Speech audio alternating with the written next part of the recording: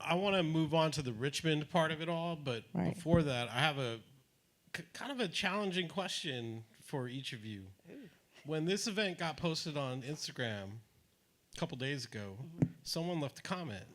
I think some of you might have Culture seen it. Vulture? Culture Vulture. Yeah, I saw that. And this is the flip side of the conversation, right? Which is, have you had to deal with that, being labeled that or being called that? I was pretty shocked actually seeing it myself. I kind of understood where it was coming from, but like, how have each of you had to deal with that, if at all, in your trajectory? Well, I'll answer that. Take it away. I'm a Gem. Let me just say, I'm a Gemini, so I got like a sick part of me that's like, oh, word, okay.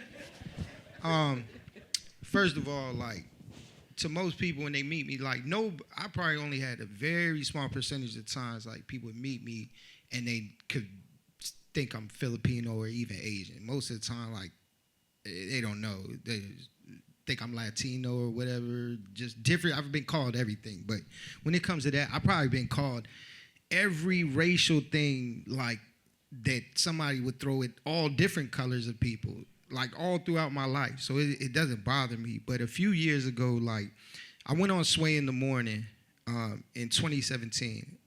For those who don't know, Sway is like a hip-hop platform. He invites artists on there to freestyle, tell their story, do interviews. And then after that, like, people would leave comments like that on my page, like racist stuff, culture vulture, go stick to your culture, this, and that. And then somebody made an Asian joke. So, like, my friend at the time, there's a rapper named Lil B, the bass god, right? And then my boy was like, oh, man, they say all this racist Asian shit. You call yourself Rice God. Like, just own it. So that's what I started to do. And it was like an internal joke with me and my friends. Like, yeah, big rice after death, one rice to live. Like, what you gonna say? It's just like with the Eminem, with the white thing. Like, yeah, bro, he's white. What are you gonna say now? Like, so yeah, it don't bother me, but it's very ignorant. And I want to say, because, like, growing up in California, like, for those who don't know, hip hop came from New York. These like African American youth who were descendants of like Caribbean, like, a lot of people like Biggie, Busta Rhymes, all their parents are from like Jamaica, the islands, and Latino kids on the West Coast, especially in the Bay. Like, Filipinos and Asians played a major part, from breakdancing to the earliest DJs. So there's never been a time on the West Coast when there wasn't like Asian Americans, especially Filipinos, involved. So when I see stuff like that, like, it don't bother me, because the people that say stuff like, these aren't hip hop people, because anybody who comes from hip hop culture knows that hip hop is it's inclusive. It's, like you said, it's a place where people can find their voice. People don't trip. It don't matter, black, white, Asian, red, brown, whatever. This is a place, if you are about this culture and you can show and prove and you're really about it, you're not this is not a costume. Like, some people ask me that, like, oh, what'd your family think? Like, bro, my family wasn't like, come to America and become a nurse and, go to college. My family is like, whatever it takes to survive, whatever it takes for you to not go to jail or hurt somebody. Okay, you love hip hop, do that. Like, so it's not, when I hear stuff like that and see stuff like that, I already know off top, like, these people aren't from hip-hop culture. They're trying to have a political race discourse and debate on the internet. And it's like, bro, whatever, bro. I hope you find peace and happiness. But that's it. That's the only answer I have for that. Yeah, no, I would say you said it all, in all honesty. My only thing to that is the internet's not a real place. So it don't matter. I saw it too, and I sometimes I catch myself. Like, I'll hit the reply button and I'll try to figure out something to say, but I'm like, there's no point in even getting into all of that. Like, But I guess, yeah, the internet's not a real place. There's a lot of courageous people behind their phones, right? But in real life, has that ever been a criticism lobbied at you or lobbed at you or anything that you faced in real life? yeah, I mean, I wouldn't say so, in all honesty, because again, I think I was just kind of fully immersed into the hip hop culture. super early, where it's in my walk, it's in my talk, it's in my mannerisms, things like that. So I was never thrown that. The only thing that I wouldn't contribute or kind of pair it to be the same. But shout out to the homie Rena out here. She booked me for a few events at the Phil-Am Fest. So there's just a lot of times with like traditional Filipinos where if I'm coming up to perform, it's almost like we have to like oversell like me being here, like me having to be here, or working my way to get to this point. So, and traditional, because my mom, again, she understands to a certain extent hip hop, but she's just like, as long as you don't get hurt. I saw this on the TV and they were shooting at it, you know what I'm saying? So for her, it's just the sensational side of it. But it's just rooted in tradition on how Filipinos move and things like that. So I wouldn't say it's like more culture vulture, like why is this guy here performing at a Phil-Am Fest? But it's just more of an understanding. Things are like our generation is now becoming that, like everybody's mixed in some sort of capacity. Everybody's mingling in some sort of capacity. And with tradition, there has to be a break in order to grow.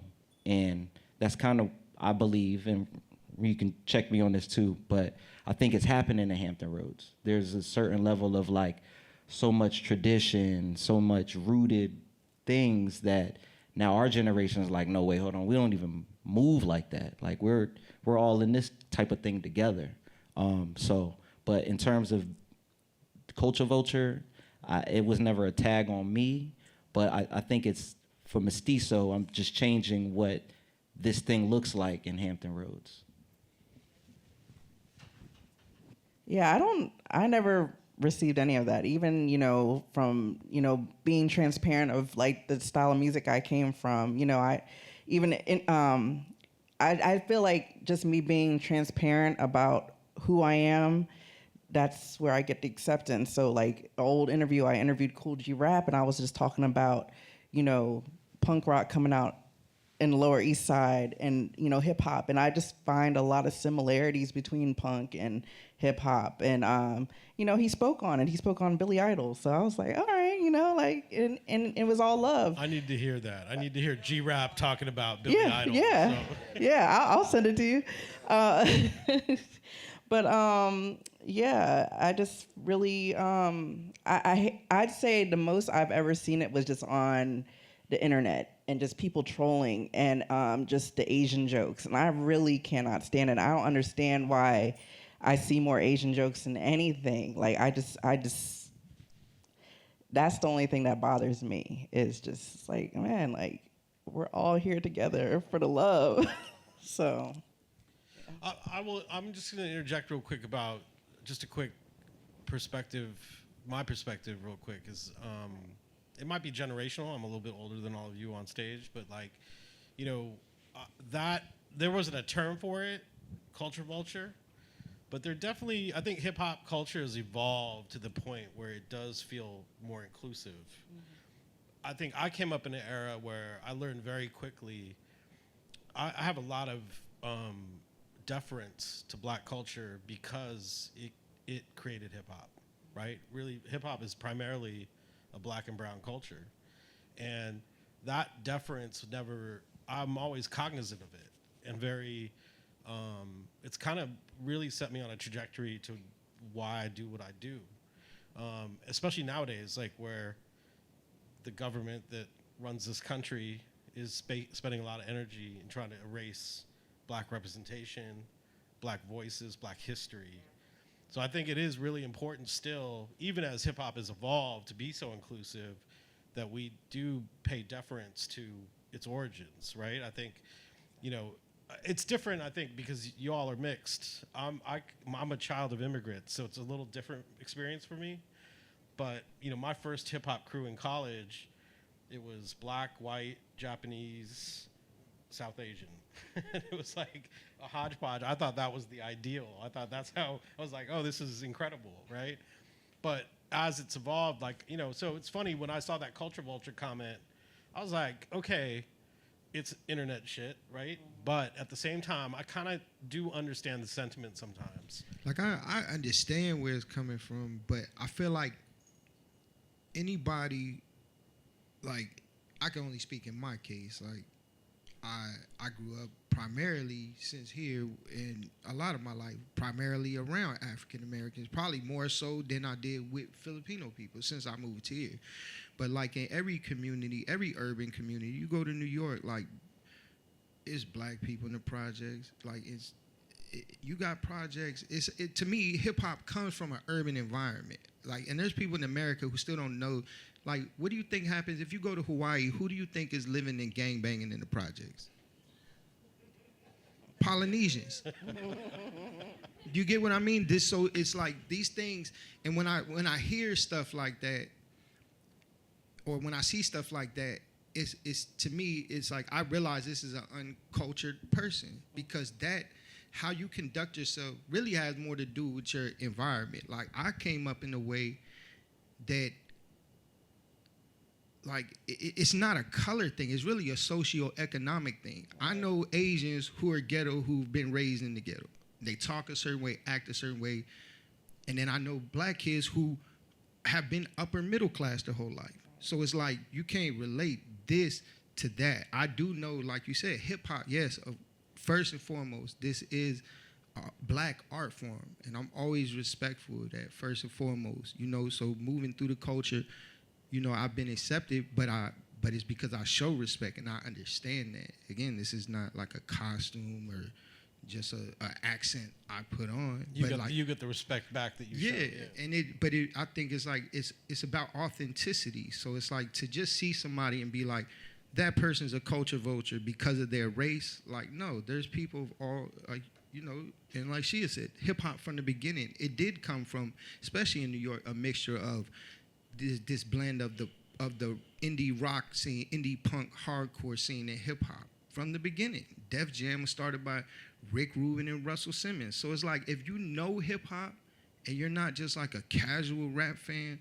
you would know these things. And if you knew these things, you wouldn't say these things. So it's like, you know, they gotta do the knowledge. This is just random internet shit. Yeah. And we gotta stop. Like, random internet shit is ruining, I won't even say the world, 'cause I just came back from Europe. No, it's ruining America. Whether this is some kind of psyop that's like just wants everybody to be at each other's throat, this random internet shit might be coming from a troll farm in some other country. So you gotta really be discerning about the information and the things you interact with and respond to, because it's 99% bullshit and bots. I'm not even gonna go. Yeah, bullshit and bots, 99%. That's my, you know, clock that. Also, for the elders in the audience, apologize about the language. But we're being genuine. I'm sorry.